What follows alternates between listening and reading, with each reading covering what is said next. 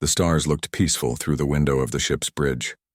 Jake Morrison stood with his hands behind his back, watching the endless darkness of space. He had been doing this job for 12 years now, patrolling the outer edges of human territory. Most days were quiet. Most days nothing happened at all. Jake was the commander of a ship called the Valiant. It was not the biggest ship in the human fleet, but it was fast and strong. The crew was small, only 43 people, but they were good at their jobs. Jake trusted every one of them with his life. Behind him, the bridge crew worked at their stations. Amy Rodriguez sat at the communications desk, her fingers moving quickly over the controls. She was the best at understanding alien languages, better than anyone Jake had ever met. Nick Patterson worked at the engineering station, making sure the ship ran smoothly. Lisa Chen was in the medical bay below, probably organizing supplies like she did every morning. The year was 2287. Humans had been part of the Galactic Council for 32 years. It had been an interesting time. When the aliens first came to Earth, everyone was scared. But the Zanari, the first aliens humans met, had been peaceful.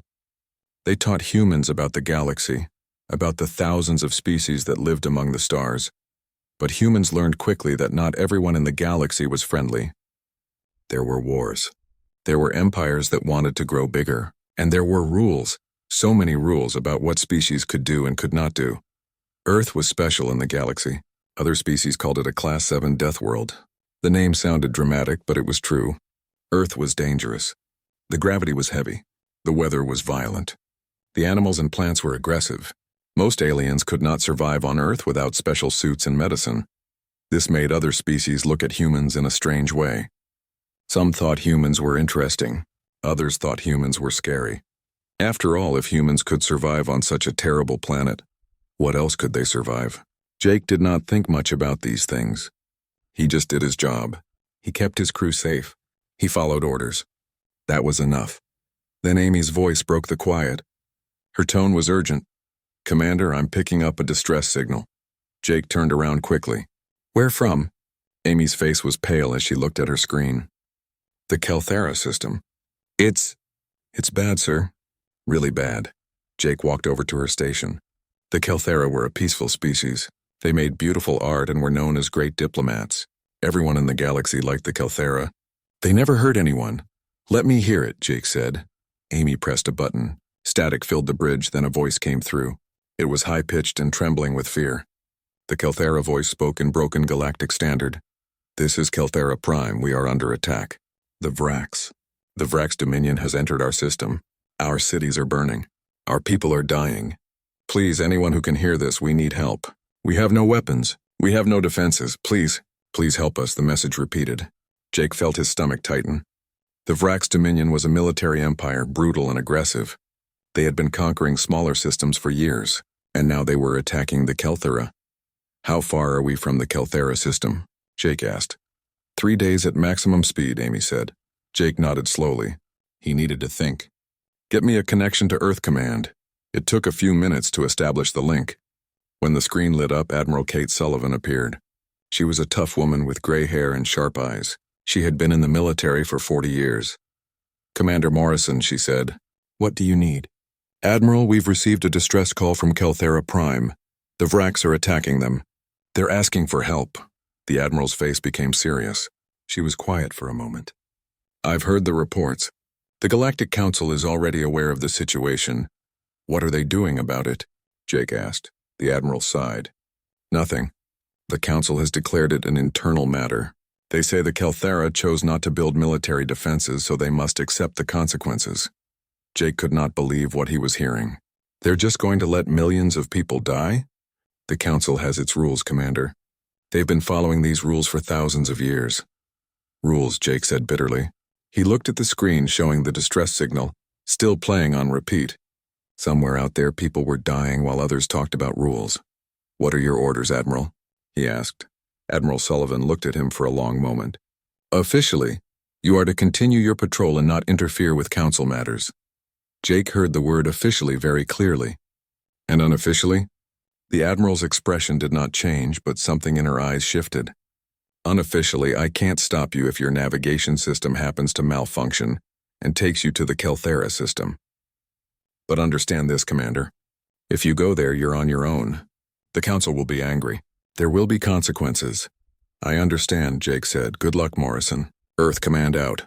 The screen went dark. Jake stood there for a moment, thinking about what he was about to do.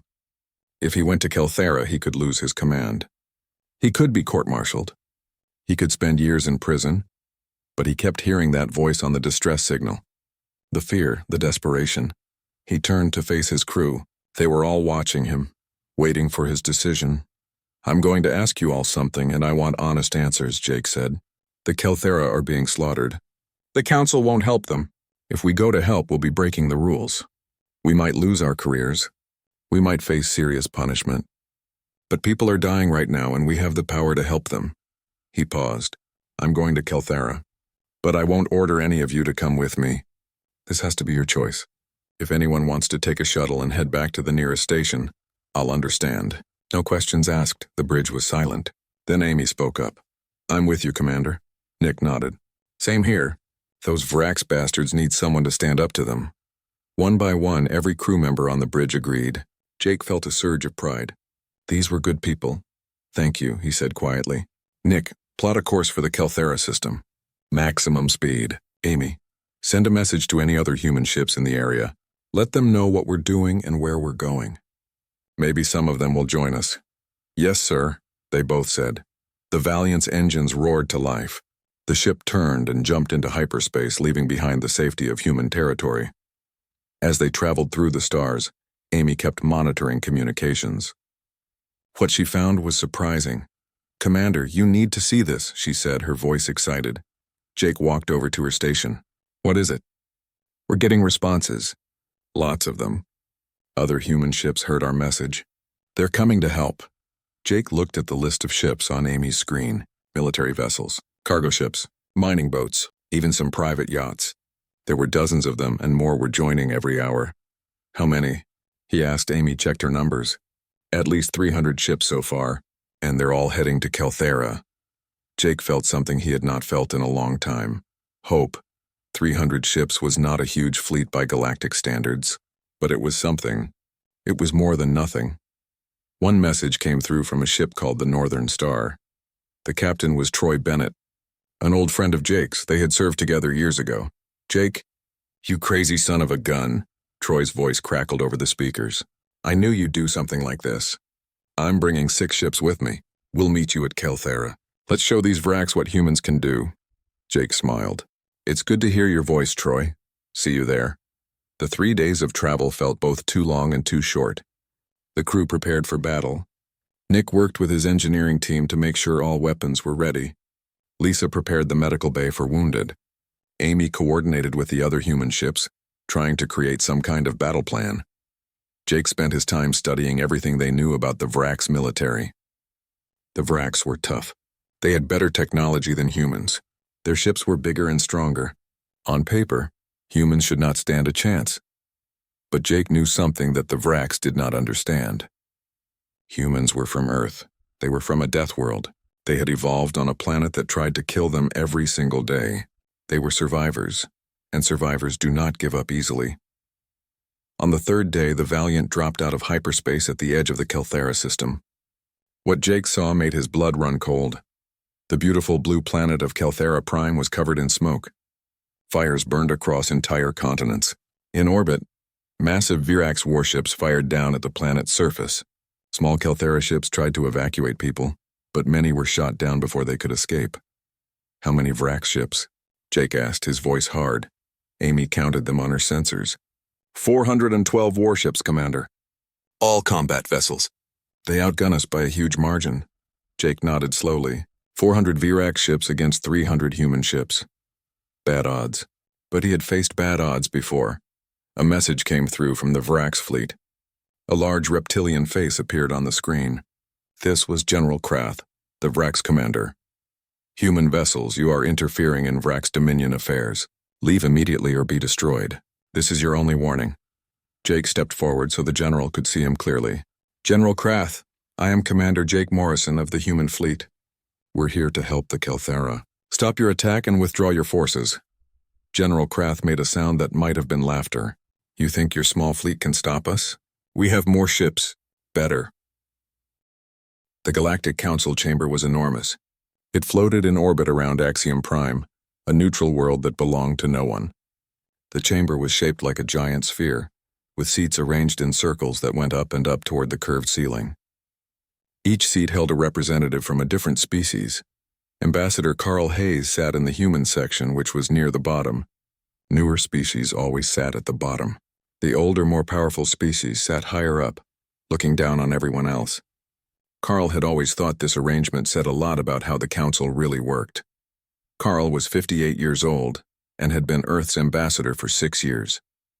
He was good at his job, patient and diplomatic, but today his patience was being tested. The emergency session had been called to discuss the Kelthera situation. Carl had requested it himself, hoping the council would finally take action. But after 3 hours of debate, nothing had changed. The current speaker was Archon Velnus, a Zanari who had been alive for over 800 years. The Zanari looked like tall, thin humans with silver skin and large eyes. They were one of the oldest species in the council. We must consider the long view, Archon Velnus said in his slow, careful way. The Kelthera chose peace over defense. This was their decision. We cannot interfere with the natural consequences of such choices, Carl wanted to shout. Natural consequences. Millions of people were dying, and this ancient being called it natural? Another voice spoke up. This was Throck, the Vrax ambassador. The Vrax looked like giant lizards that walked on 2 legs. They were covered in dark green scales and had sharp teeth. The Dominion has every right to expand, Throck said, his voice deep and rough. The Kelthera system has resources we need. They refuse to join our empire peacefully, so we are taking it by force. This is our right under ancient conquest law. Ancient conquest law was written 5,000 years ago, Carl said, unable to stay quiet any longer. Maybe it's time to update our thinking. Throck turned his large reptilian head to look at Carl. The human speaks out of turn. Your species has been in the council for barely 3 decades. You do not understand our ways. I understand that innocent people are being killed, Carl said. I understand that we have the power to stop it, but we're choosing not to. What I don't understand is how that makes us civilized. A ripple of noise went through the chamber. Some species made sounds of agreement, others made sounds of disapproval. The council was not used to such direct challenges. A crystalline being spoke next. This was Speaker Loomis of the Luminar, a species made of living crystal. When they spoke, their voice sounded like wind chimes. Ambassador Hayes, we understand your concern, but you must understand the bigger picture. Every time the council has interfered in the past, it has led to worse problems. Wars that lasted centuries, entire civilizations destroyed. We learned long ago that the universe has its own balance. When we try to force change, we only create chaos. Carl stood up from his seat. This was unusual. Normally, ambassadors stayed seated unless called upon, but Carl was done with normal. Balance? He said, his voice echoing in the huge chamber. You call genocide balance? I'll tell you what I see. I see powerful species sitting in comfortable seats making philosophical arguments while others die. It's easy to talk about balance when you're not the one being killed. He looked around at all the alien faces watching him. My species comes from a planet you call a death world. Earth tried to kill us every single day. Ice ages, plagues, predators, volcanoes, asteroids. We survived all of it. You know how? Not by accepting fate, not by talking about balance. We survived by fighting, by refusing to give up, by helping each other. Carl pointed at Archon Velnus. You say the Kelthera chose peace over defense. But maybe they believed in this council. Maybe they thought that being part of a galactic community meant they would be protected. And now that they need help, you tell them they should have known better. The chamber was completely silent now. Even Throck had stopped talking. I propose a vote, Carl said. Send a council peacekeeping force to Kelthera. Stop the Varax invasion. Save lives. Prove that this council is more than just talk. Archon Velnus raised one long silver hand. Very well. We will vote. But Ambassador Hayes, you should prepare yourself for disappointment. The council has stood for 50,000 years because we do not act rashly. The vote was called. Lights appeared above each seat, showing how each species voted. Green for yes. Red for no. The results appeared on a massive display screen. 237 species voted no. Only 10 voted yes. The proposal failed completely. Carl felt like he had been punched in the stomach. He looked at the screen at all those red lights. So many species and almost none of them cared. The vote is decided, Archon Velnus announced. The Council will not intervene in the Kelthera matter. Furthermore, any species that does intervene will face sanctions. This includes humanity. Any human vessel that enters the Kelthera system will be considered a rogue element. Carl wanted to argue more, but he knew it was pointless. The Council had made its decision. He gathered his things and left the chamber. Back on Earth, President Victor Kane sat in the Situation Room deep under the White House. Around the table were his top advisors, military commanders, and cabinet members. They had all watched the Council vote on the big screen. Well, the President said quietly, that went exactly as we expected. General Patricia Foster, the head of Earth's military, leaned forward. Mr. President, we've been receiving messages from our ships. Many of them are already heading to Kelthera. They're doing it on their own, without orders. Victor nodded. He had expected this too. How many ships? Over 300 at last count. Military, civilian, corporate. They're stripping off their official markings and going anyway. The President looked at the faces around the table. Opinions? Secretary of State Daniel Brooks spoke up. If we support this, we risk everything. The Council could cut us off. No trade, no technology sharing. We'd be isolated. And if we don't support it? Victor asked. Daniel was quiet for a moment. Then we tell our people that politics matter more than lives. We tell them that we're no different from the Council. Victor stood up and walked to the window. Outside, he could see the lights of the city. Millions of people all living their lives. He thought about the Kelthera, who just wanted to live their lives too. My grandfather was a soldier in World War II, Victor said. He used to tell me a story about a town his unit liberated. The people there asked him why Americans came so far from home to fight. You know what he said? No one answered. Victor turned back to face them. He said, because someone has to stand up to bullies, and if we don't, who will? That was over 300 years ago. I'd like to think we haven't changed. The President sat back down. Here's what we're going to do. Officially, Earth does not support any intervention in Kelthera. We will publicly state that any ships going there are acting on their own. He paused. Unofficially, we make sure those ships have everything they need. Supplies, intelligence, support. We just don't put our names on it. If the Council asks, we play dumb. General Foster smiled slightly. So we're doing the right thing but pretending we're not? Exactly, Victor said. It's not honest, but it keeps Earth in the Council while still helping those who need it. Sometimes you have to bend the rules to follow your conscience. Orders went out within the hour. No official communication, but resources started moving. Ships received updated intelligence on Vrax's fleet positions. Weapons were suddenly available at border stations. Fuel depots overlooked paperwork requirements. The human fleet grew larger every day. Ship captains called their friends. Word spread through social networks. News agencies showed the Kelthera distress calls on repeat. Public opinion shifted heavily in favor of intervention. On the bridge of the Valiant, Jake Morrison coordinated with the other ships. It was chaos at first. Military vessels were used to strict command structures. Civilian ships were not. Mining boats had different communication systems. Corporate vessels had different priorities. But slowly they figured it out. Troy Bennett, Jake's old friend, helped organize the fleet into groups. Military ships formed the core fighting force. Civilian ships would handle rescue operations. Mining vessels would provide support and supplies. Amy worked day and night setting up communication networks. She created code so the ships could talk without the Vrax listening in. She also monitored Council communications, listening for any sign that they might interfere. What she found surprised her. Commander, she said one evening, I'm picking up something interesting. Other species are watching us. Not just the Council. Regular people from dozens of different worlds. They're following our progress. Jake looked at her screen. She was right. Social networks across the galaxy were talking about the humans. Some posts were critical, calling them reckless. But many were supportive. One post was from a young Zanari. The humans are doing what the Council should have done. Maybe we need more species willing to break the rules. Another was from a traitor species. I've been to Earth, it's a terrifying place. But humans are brave. I hope they succeed. Jake read through the posts with interest. The galaxy was watching. What humanity did next would matter. Nick Patterson came to the bridge with a status report. We've managed. The space around Kelthera Prime looked like a vision of hell. Orange and red flames covered huge sections of the planet below. Black smoke rose into the atmosphere. Even from orbit, Jake could see entire cities burning. The Vrax fleet hung in orbit like massive predators. Their ships were huge, dark things covered in weapons. They fired constantly at the planet below, destroying anything that moved. Small Kelthera ships tried desperately to escape, but most did not make it. The Vrax shot them down without mercy.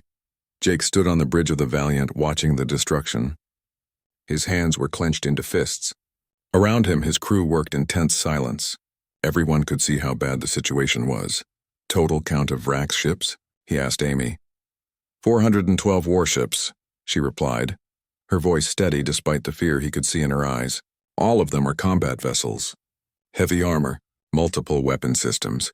They're designed for exactly this kind of operation. And our fleet? 317 ships. But only about 100 of those are actual military vessels. The rest are civilian ships with whatever weapons we could attach to them. The numbers were not good. The Vrax had more ships, and their ships were better. But Jake had known this would happen. He had prepared for it. A communication came through. General Krath's reptilian face filled the main screen. His eyes were cold and cruel. So the humans actually came, Krath said. I am surprised. I did not think even your species was this foolish. You cannot win this fight. Leave now and I will let you live. Stay and my fleet will crush you. Jake stepped forward. We're not leaving, General. And you're going to stop attacking those people. Krath made a hissing sound that might have been laughter. Look at your fleet. Mining ships. Cargo vessels. You brought toys to a real war. This will be the shortest battle in history. You're probably right, Jake said calmly. But here's something you should know about humans. We evolved on a planet that tried to kill us every single day. We learned to fight things bigger and stronger than us. We learned to adapt, to improvise, to never give up. He paused. You think you've already won? That's your first mistake. Jake cut the transmission before Krath could respond. He turned to his crew. All ships, this is Morrison. Execute Battle Plan Alpha. Let's show them what Deathworlders can do. The human fleet did not charge forward like the Vrax expected. Instead, it scattered. Ships broke into small groups moving in different directions. The tight formation dissolved into chaos. On the Vrax flagship, General Krath watched with confusion. What are they doing? This makes no tactical sense. All ships maintain formation. We will pick them off one by one. But the human ships were fast.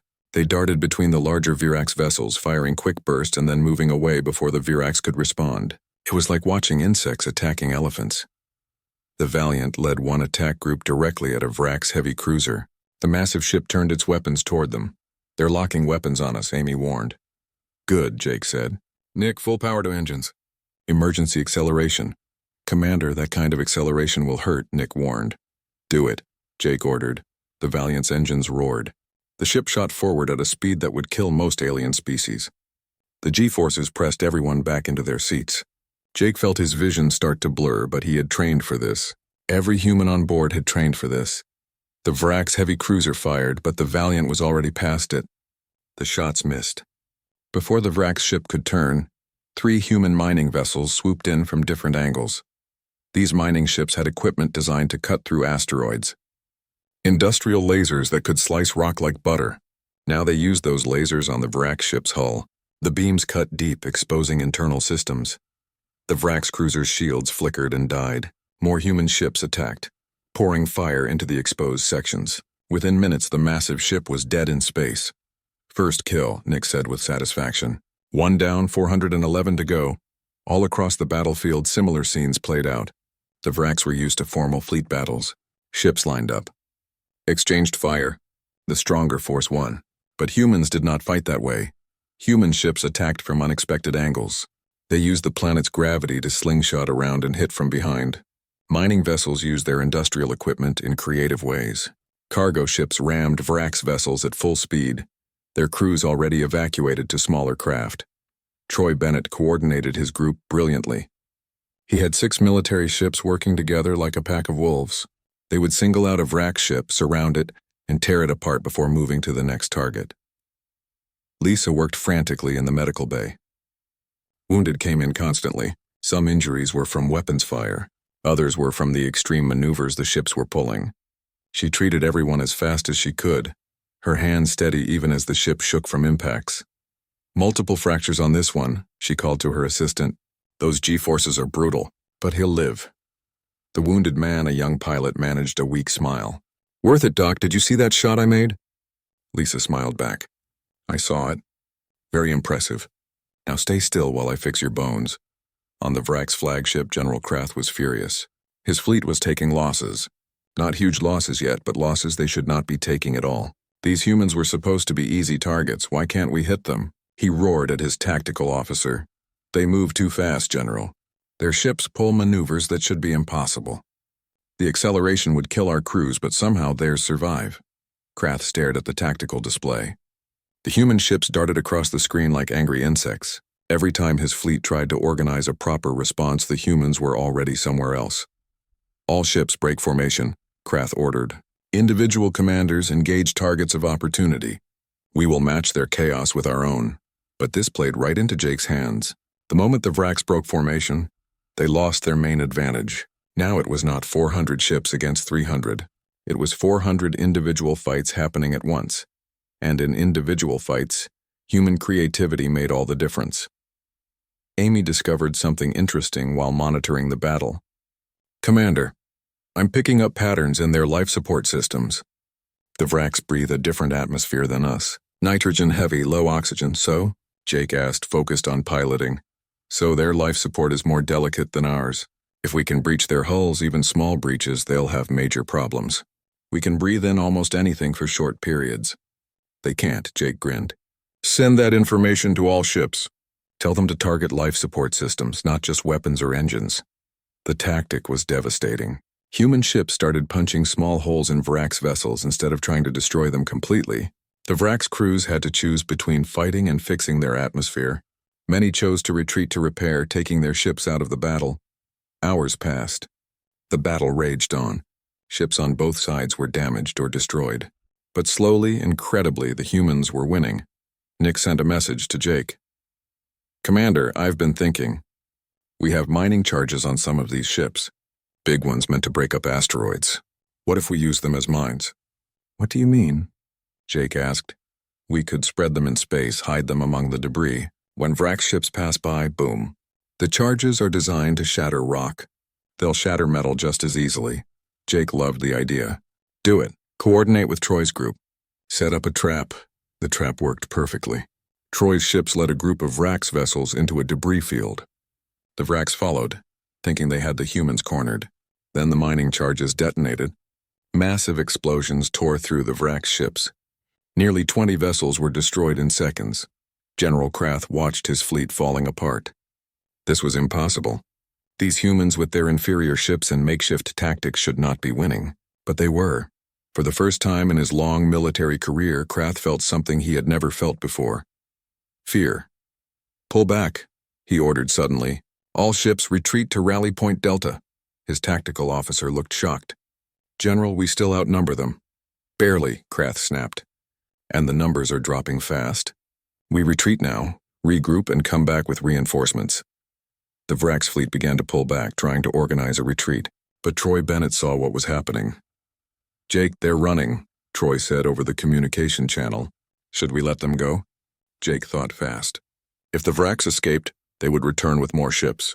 This battle would just be the first of many. Negative, Jake said. All ships moved to cut off their escape routes. We end this now. The human fleet moved to surround the retreating Vrax. It was a bold move, maybe too bold. But Jake knew that sometimes you had to take risks.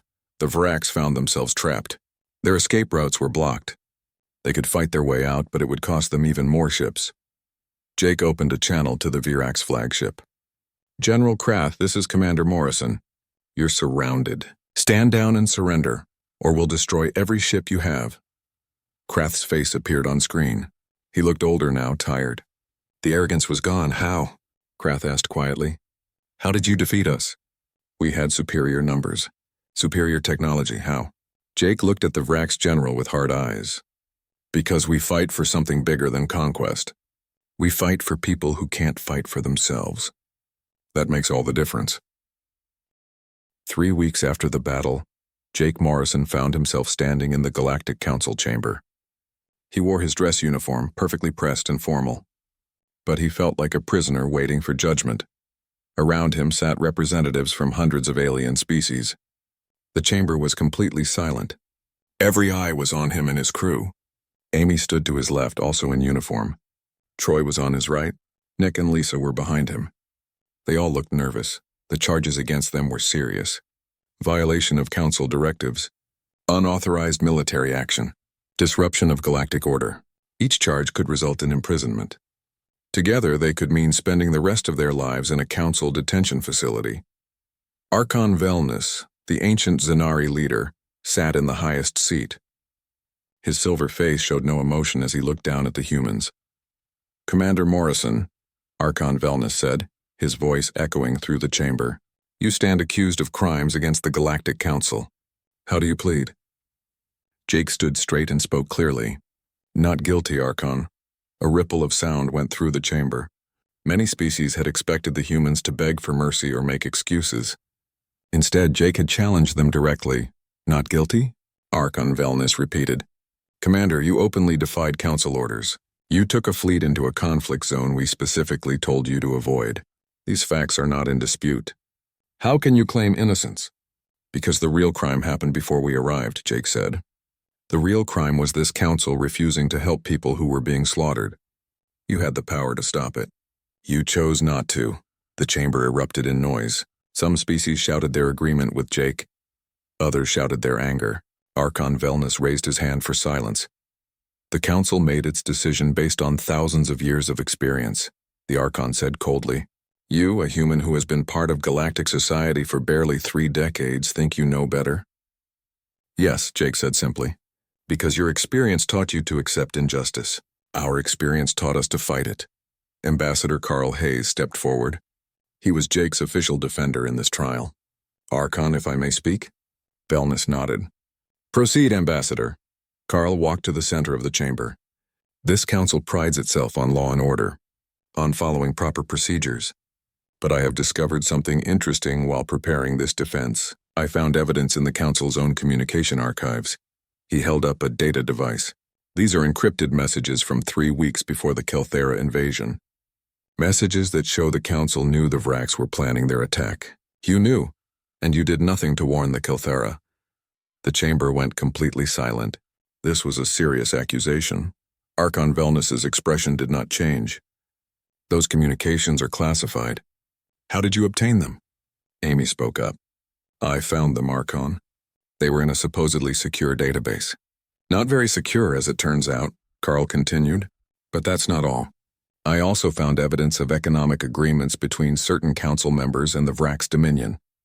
Trade deals that would become more valuable if the Vrax expanded their territory." He looked around the chamber. "This council did not refuse to act because of principle. You refused to act because some of you stood to profit from the Kelthera's destruction." Chaos erupted. Species began accusing each other. Some tried to deny the allegations. Others demanded investigations. Archon Velnus struggled to maintain order. Jake watched it all with satisfaction. This was what he had hoped for. Not just to defend himself, but to expose the council's corruption. When the chamber finally quieted down, Archon Velnus looked at Carl with something like anger in his ancient eyes. "These accusations are serious, Ambassador, but they do not change the fact that humans broke council law." "Then the law is wrong," Jake said loudly. All eyes turned back to him. "If your law says we should let innocent people die, then your law needs to change. And if this council won't change it, maybe the galaxy needs a different council." The chamber doors suddenly opened. A group of Kelthera entered, led by their premier, a being named Thessal. The Kelthera were small, delicate creatures with large eyes and gentle features. Thessal walked slowly to the center of the chamber. "Archon Velnus," Thessal said in a soft, musical voice, "I request permission to speak." Velnus looked uncomfortable but nodded. "You may speak, Premier." Thessal turned to face the entire chamber. "I stand here today only because of the humans. My people stand here only because of the humans. 2 million of my people were saved by these brave beings who came from across the galaxy to help us." The Premier's voice grew stronger. "We are members of this council. We followed its rules. We believed in its protection. But when we needed help, this council abandoned us. The humans did not abandon us. They risked everything to save people they had never even met." Thessal looked directly at Jake. If this council punishes these humans for their compassion, then this council has lost its way, and the Kelthera will no longer be part of it. More doors opened. Representatives from other species entered. Young species, newer members of the council who often felt ignored by the ancient powers. One by one, they stood in support of the humans. A representative from the Tari spoke about how humans had helped them negotiate a fair trade deal. A delegate from the Minara talked about human medical aid during a plague. More voices joined in. Jake realized what was happening. They had allies. Real allies. Species who had been watching and were inspired by what humans had done. Archon Velnus looked troubled. The trial was not going the way the council leadership had expected. He conferred quietly with other senior members. Lisa stepped forward. Archon, if I may. I'm a doctor. I treated the wounded from both sides during the battle. Humans and Vrax. I have medical records showing that we saved Vrax lives even though they were our enemies. She held up her own data device. We did not go to Kelthera for glory or conquest. We went because it was the right thing to do. And we treated everyone with compassion, even those who fought against us. Is that really something worthy of punishment? Nick spoke next. We also shared our technology. The mining equipment we used as weapons. We're offering to teach other species how to adapt civilian tech for defense, free of charge, because we think everyone should be able to protect themselves. Troy added his voice. The human fleet was made of volunteers. Military, civilian, corporate. Over 300 ships crewed by people who risked everything for strangers. That's what humanity is. That's what we bring to this galaxy. Archon Velnus finally raised his hand for silence. The chamber quieted. He looked old and tired. This trial has raised difficult questions, he said slowly. Questions about the nature of law, about justice versus order, about the council's role in protecting its members. He paused. I propose we take a recess. The council will deliberate on these matters and vote tomorrow on both the charges against the humans and the broader issues that have been raised. The session ended. Jake and his crew were escorted to a waiting area. Carl joined them. That went better than I expected, Carl said. We have support. Real support. Do you think they'll drop the charges? Amy asked. Carl shook his head. I don't know. The council doesn't like being challenged, but we've made them look at themselves, at their failures. That's something. That night, Jake could not sleep. He walked through the station's observation deck, looking out at the stars. Amy found him there. Can't sleep either? She asked. Jake shook his head. Just thinking. About what happens tomorrow. About what happens to us. Amy stood beside him. Whatever happens, we did the right thing. I'm proud of that. Me too, Jake said quietly. I just hope the rest of the galaxy sees it that way. The next day, the council reconvened. The chamber was packed. Species from across the galaxy had come to watch. This trial had become about more than just a few humans. It had become about the future of the council itself. Archon Velnus stood. The council has reached a decision. On the charges against Commander Morrison and his crew, we vote now. The lights appeared above each seat. Green for innocent. Red for guilty. Jake watched the lights fill the display screen. Green lights. Dozens of them. More than red, the final count appeared. 143 votes for innocent. 104 votes for guilty. The humans were free. Jake felt his knees go weak with relief. Amy grabbed his arm to steady him. Troy was grinning. Nick and Lisa were hugging each other, but Archon Velnus was not finished. However, he said, his voice grave, the humans will receive an official censure, a formal statement of disapproval for their actions. Let the record show that while we understand their motivations, we cannot condone the breaking of council law. Jake did not care about a censure. They were free. They had won, Velnus continued. Furthermore, this trial has exposed serious flaws in how the council operates. Several members will be investigated for corruption. New rules will be established to prevent economic conflicts of interest. And most importantly, the council will create a rapid response force to intervene in humanitarian crises. He looked directly at Jake. Commander Morrison, your actions forced us to examine ourselves. You showed us our failures.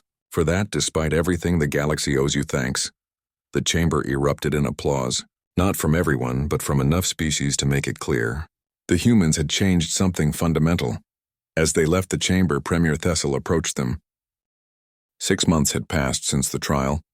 Jake Morrison stood on the bridge of the Valiant, but now his ship had a new name painted on its hull. It was the flagship of the Council Rapid Response Fleet, a new force created to prevent tragedies like Kelthera from happening again. The galaxy had changed. Not overnight, but slowly, steadily.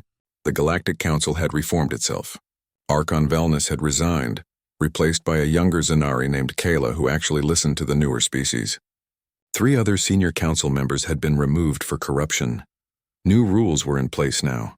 Any species facing invasion or genocide could request immediate council intervention. No more debates that lasted weeks while people died. No more bureaucracy standing in the way of action. And humanity had found its place in this new order. Ambassador Carl Hayes now sat on the Council's Executive Committee, one of only 12 beings with that authority. He worked tirelessly to make sure the reforms stayed in place. Jake looked out at the fleet assembled around his ship. 60 vessels from 20 different species, military ships from the Tauri, medical frigates from the compassionate Ilari, even a few Zanari cruisers. They all flew together under the Council banner, ready to help anyone who needed it. Troy Bennett, now an admiral, commanded a second fleet based near the Galactic Core. Between them, they could respond to crises anywhere in Council space within days instead of weeks. Amy was on the bridge as always, but now she wore a different uniform. She was the head of the Council Intelligence Oversight Division, making sure information flowed freely and honestly. No more secret deals. No more hidden agendas, Commander, Amy said, interrupting his thoughts. We're receiving a transmission from Kelthera Prime. Premier Thessel wants to speak with you. Jake smiled. The Kelthera had recovered remarkably well. With help from dozens of species, they had rebuilt their cities. Their population was growing again, and they had done something surprising. Put them through, Jake said. Premier Thessel's gentle face appeared on the screen.